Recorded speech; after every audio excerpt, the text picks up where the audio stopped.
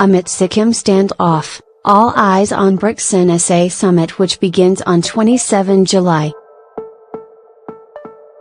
As the ongoing India-China standoff in the Dokala region in northeastern part of the country continues for the second month, National Security Advisor Ajit Doval is all set to travel to Beijing to attend a BRICS NSA summit on 27 and 28 July. As far as visit of the National Security Advisor to China for the meeting of BRICS NSAs is concerned, I can confirm that he will be visiting. The visit will take place on 27 and 28 July, External Affairs Ministry spokesperson Gopal Bagle said. Asked whether Doval will have any bilateral meeting with any Chinese leader or the special representative for boundary talks on the sidelines of the meeting of NSAs from BRICS, Brazil, Russia, India, China and South Africa, Bagle did not give a direct reply. We will keep you informed as and when there are developments, Bagle said. The visit comes days after External Affairs Minister Sushma Swaraj addressed the monsoon session of the parliament over the ongoing border standoff in the Dokala area of the Sikkim sector, which began over 2 months ago after Indian troops stopped the Chinese army from building a road in the disputed area. A file image of National Security Advisor Ajit Doval with his Chinese counterpart Yang Jiechi. Reuters. Expounding upon the issue, Swaraj added that the status quo on Sikkim border was not altered by India, but China. China has unilaterally tried to change the status quo at the tri-junction and that is a threat to our security. We are willing to talk, but both sides should take back their armies to the original position. We are involved in a tri-junction this time and it's directly related to us. If China will change that is threat to our security, Swaraj said. Saradish humor saith hay na sabidish samdrehi hain ki burant nijo apna matrak hiwagalat na ihai. All countries are supporting us and they understand that India's viewpoint on the issue is not incorrect, Swaraj said. Chinese analysts have welcomed the Doval's meeting with his counterpart Yang Jiechi, claiming that the meeting may help ease prevailing tensions on the border.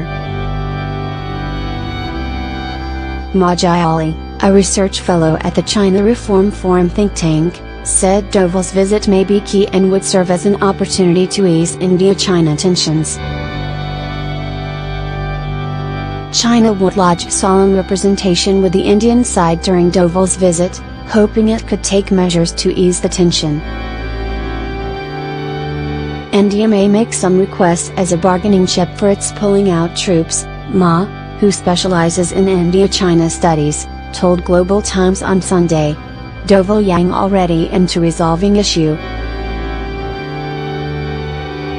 Both Doval and Yang are also the special representatives for India-China boundary talks.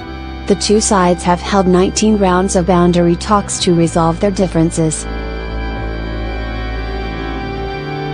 Chinese officials say Doval and Yang may have informal talks to resolve the standoff in Dokala in the Sikkim sector.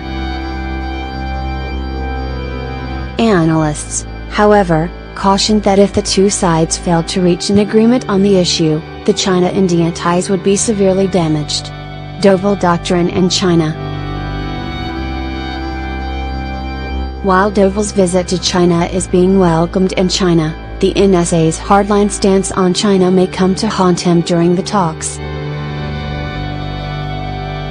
His rare public interactions, since he assumed office of NSA, have revealed that Doval prefers depending on military solutions over ceding ground and compromises.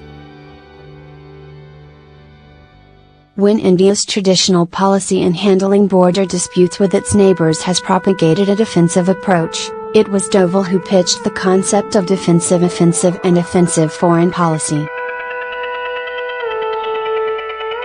Doval's stance over border disputes with neighboring nations can be gauged through his Nani Palkawala Memorial Lecture, 2014 and the Lalitha Doshi Memorial Lecture, 2015. Answering a question about tackling China's growing might, Doval conceded that China's military is much more stronger than India, even as the former Intelligence Bureau director hailed India's missile technology. He said that it was tough for India to match China's might in the next 50 years, but he advocated ramping up missile technology to target China's economic installations, which he said were the dragon's only vulnerable spot. Doval's past comments on China's bottomless territorial hunger assumes importance in these times, as the NSA's visit to Beijing could be a make or break situation on India-China border stalemate. India-China relations right now.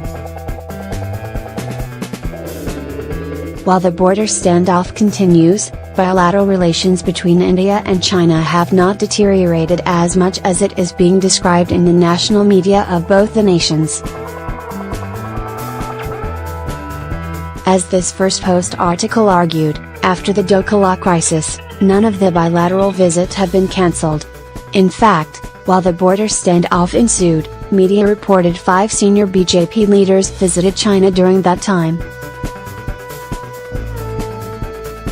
However, the article also noted that there is always the possibility that things could turn ugly given China, as a neighbor, is more powerful and assertive than it was 10 or 20 years ago. Pressure by the US government for both nations to resolve the dispute quickly through talks will not make much of a difference as both consider this a strategic issue, the article added. With inputs from agencies.